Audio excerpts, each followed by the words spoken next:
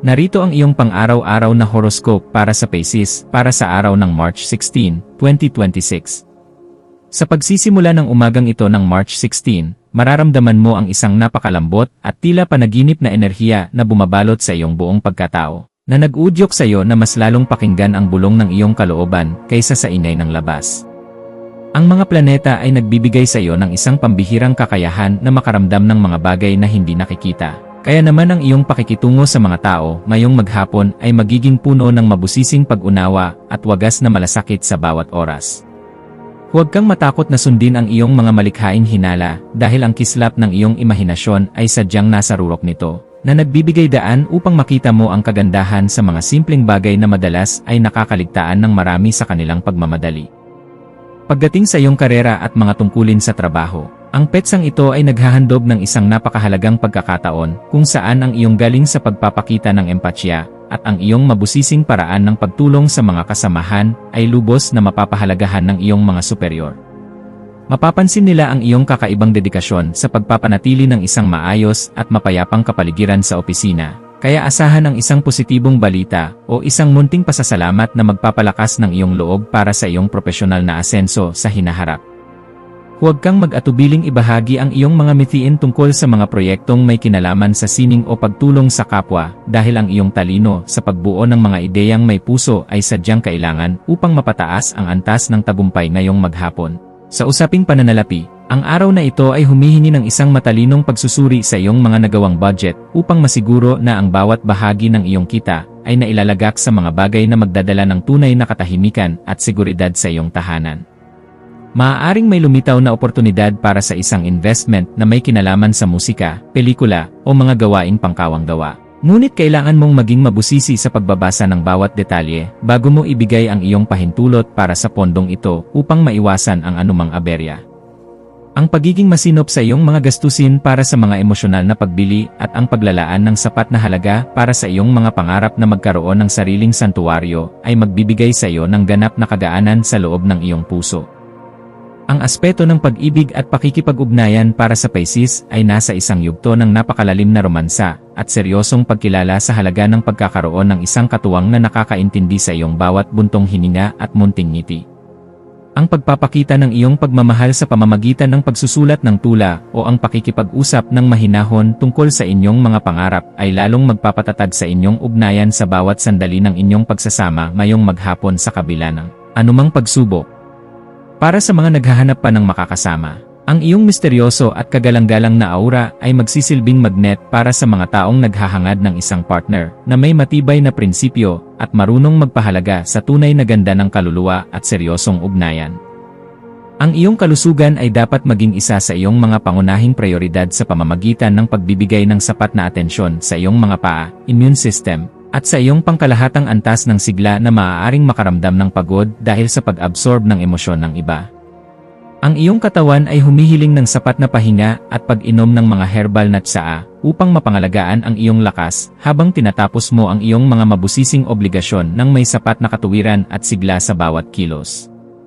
Ang pagsasagawa ng mga ehersisyong may kinalaman sa tubig gaya ng paglangoy o ang simpleng pagbababad ng iyong mga paa sa maligamam na tubig ay makakatulong upang mailabas ang mga negatibong vibes at mapalitan ito ng sariwang inspirasyon para sa iyong pangkalahatang pakiramdam. Sa iyong pakikipagkapwa-tao, ang iyong papel bilang isang matalinong tagapakinig at mapagkakatiwalaang huwaran sa mga usaping moral ay magiging sentro ng atensyon, lalo na sa mga taong nangangailangan ng iyong mabusising opinyon upang gumaan ang kanilang nararamdaman. May isang kaibigan o kakilala na maaaring lumapit sa iyo upang humingi ng tulong tungkol sa kung paano magiging mas matatag sa pagharap sa mga masakit na alaala, at ang iyong mga salita ay magsisilbing gabay na mahalaga sa kanila. Maging mapagmasid sa bawat pakikipag-usap dahil ang bawat impormasyon na iyong ibabahagi ay nagtataglay ng kapangyarihan na makapagpabago ng pananaw ng iba nang may sapat na pagkilala sa kanilang sariling kakayahan at kalayaan sa bawat hakbang na kanilang gagawin. Ang iyong malikhaing isipan ay magkakaroon ng pambihirang kislap sa hapon, lalo na sa mga gawaing may kinalaman sa pagpipinta, pagtugtog, o anumang paraan ng pagpapahayag na nagpapakita ng iyong pagiging mabusisi sa sining ng pagpapadama ng emosyon sa pamamagitan ng mga kulay at tunog. Huwag mong limitahan ang iyong sarili sa mga karaniwang pamamaraan lamang, bagkus ay subukan ang mga makabagong estilo na magpapakita ng iyong galing habang pinapanatili ang kalidad at dangal ng iyong mga gawa para sa iyong sariling kaganapan. Ang pagbuo ng isang bagay na may layuning magbigay ng kalinawan at saya sa pakiramdam ng marami sa pamamagitan ng iyong mga natatanging talento ay nagbibigay sa iyo ng ganap na kagalakan na sadyang napakahalaga para sa iyong asenso. Para sa pamilya, asahan ang isang kaganapan sa loob ng tahanan na mangangailangan ng iyong pagiging mahinahon upang maging maayos ang takbo ng inyong samahan sa kabila ng mga posibleng maliliit na usapin tungkol sa inyong mga nakaraan o personal na espasyo. Ang iyong presensya ay magbibigay ng kagaanan dahil kaya mong magpaliwanag sa paraang madaling intindihin at may sapat na pagkilala sa nararamdamang pangangailangan ng bawat miyembro ng iyong pamilya sa bawat oras ng inyong pagsasama.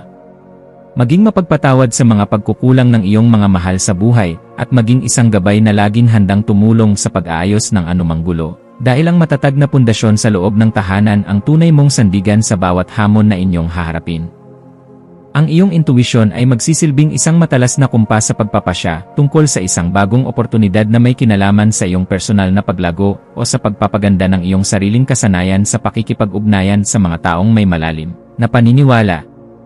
Kung may nararamdamang udyok na ayusin ang iyong mga kagamitan sa sining o bumili ng mga kagamitang magdadala ng higit na kagaanan sa iyong paligid gaya ng mga kandila o pabango, gawin ito ngayon dahil ang daloy ay pabor sa bagong simula. Ang iyong panloob na boses ay malakas na nagpapaalala na handa ka na para sa isang mas mataas na antas ng kaganapan sa iyong pagkatao. Kaya pakinggan ito at huwag hayaang ang mga alinlangan ay humadlang sa iyong asenso. Sa aspeto ng edukasyon at pagkuha ng karunungan, ang iyong isipan ay magiging kasing talas ng isang kidlat na handang unawain ang bawat komplikadong impormasyon upang mahanap ang pinakaugat ng katotohanan sa iyong mga pinag-aralan ngayong araw na ito. Gamitin ang panahong ito upang magbasa ng mga materyales na magpapalawak ng iyong pangunawa sa mga usaping may kinalaman sa filosofiya, psikolohiya, o sa mga paraan ng wastong pamumuhay dahil ang mga ito ay sadyang makakatulong sa pagpapabuti ng iyong disposisyon. Ang bawat impormasyon na iyong matututunan ay magsisilbing hiyas sa iyong isipan, kaya huwag kang titigil sa paghahanap ng liwanag hanggang sa marating mo ang ganap na kalinawan na iyong matagal nang hinahanap para sa iyong seguridad. Iwasan ang pagiging masyadong sensitibo sa mga sinasabi ng iba o ang paglayo sa mundo dahil lamang sa takot na masaktan ang iyong damdamin sa bawat kilos na iyong gagawin ngayong araw na ito. Ang pagpapanatili ng isang balanse sa pagitan ng iyong pagiging mabusisi sa iyong mga mitiin at ng iyong pagiging mahinahon sa pakikitungo sa iba ay isang kasanayan na dapat mong pagtuunan ng pansin ngayong araw upang mas lalo kang irespeto ng lahat. Ang pagpili sa kung ano ang nakakabuti sa iyong pangmatagalang mitiin nang hindi isinasakripisyo ang iyong mga prinsipyo ay magbibigay sa iyo ng mas mabilis na resulta at mas malalim na kagalakan sa bawat sandali ng iyong pakikipagsapalaran sa mundong ito. Ang iyong espiritual na aspeto ay nangangailangan din ng pagkalinga sa pamamagitan ng paghahanap ng sandali ng katahimikan sa gitna ng iyong abalang schedule upang muling makakonekta sa iyong panloob na lakas na nagbibigay ng direksyon sa iyong buhay. Ang pagninilay-nilay tungkol sa iyong mga tunay na hangarin para sa isang makabuluhang pamumuhay na puno ng kislap ng katotohanan ay magbibigay sa iyo ng sagot kung bakit kailangan mong maging matatag at kung paano mo magagamit ang iyong talino para sa kabutihan. Ang pagpapasalamat sa bawat biyaya, maliit man o malaki, na iyong natatanggap ay magbubukas ng pinto para sa mas marami pang milagro, kaya panatilihin ang iyong integridad at ang iyong pagiging marangal sa lahat ng pagkakataon na ibinibigay sa iyo. Maging mapagmasid sa mga dokumento, email, o mga mensaheng iyong matatanggap ngayong hapon, lalo na ang mga may kinalaman sa iyong mga personal na proyekto, kontrata sa trabaho, o mga usapin na may kinalaman sa iyong mga pangarap, at siguraduhin na naintindihan mo ang bawat detalye. Ang paghingi ng payo sa mga taong may sapat na karanasan sa iyong larangan o sa iyong mga mentor ay isang matalinong hakbang na dapat mong gawin upang maprotektahan ang iyong mga interes at ang iyong pinaghirapan sa loob ng mahabang panahon. Ang pag-iingat sa ganitong mga usapin ay magbibigay sa iyo ng kapanatagan na ang iyong mga hakbang ay nasa loob ng katuwiran at hindi ka malalagay sa alanganin dahil lamang sa kakulangan sa mabusising pagsusuri. Sa pagdating ng gabi, maglaan ng oras upang ayusin ang iyong kapaligiran at ang iyong isip sa pamamagitan ng paggawa ng mga bagay na nagpapakalma sa iyong sistema gaya ng pagliligpit ng iyong mga kagamitan o ang pag-aayos ng iyong kwarto para sa isang mahimbing na pahinga.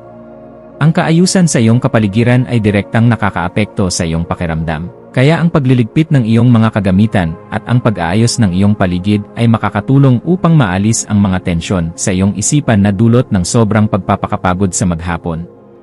Ang pagpapasalamat sa bawat tagumpay na iyong nakamit sa araw na ito ay magpapanatili sa iyong positibong disposisyon na siyang magsisilbing magnet para sa mas magagandang balita na darating sa iyong pintuan bukas. Bilang huling payo para sa iyo, laging tandaan na ang tunay na lakas ay matatagpuan sa pagkakaroon ng isang mapayapang puso na laging handang umunawa sa sarili at sa ibang tao nang may sapat na pagmamahal sa bawat sandali ng iyong pagkilos. Manatiling nakatutok sa iyong sariling landas habang nagpapakita ng malasakit sa mga taong nasa paligid mo, dahil ang kaganapan ng iyong pagkatao ay matatagpuan sa pagbabahagi ng iyong liwanag ng may dangal sa lahat ng pagkakataon na ibinibigay sa iyo. Hayaang ang liwanag ng karunungan ang maging gabay mo sa pagtahak sa daan ng iyong mga adhikain, at maniwala ka na sa bawat pagsusumikap mo na magpakita ng kabutihan, mayroong magandang bukas na naghihintay para sa iyo sa bawat sandali ng iyong buhay. Ang iyong mga maswerteng numero para sa araw na ito ay 7, 12, at 19. Ang iyong maswerteng kulay ay kulay dagat o lavender na sumisimbolo sa kapayapaan at intuisyon. At ang maswerteng gawain para sa araw na ito ay ang pagninilay-nilay malapit sa tubig, ang mabusising paglilinis ng iyong mga paboritong kagamitan, o ang pakikinig sa nakaka-relax na musika upang muling mahanap ang iyong kagalakan at lakas sa buhay.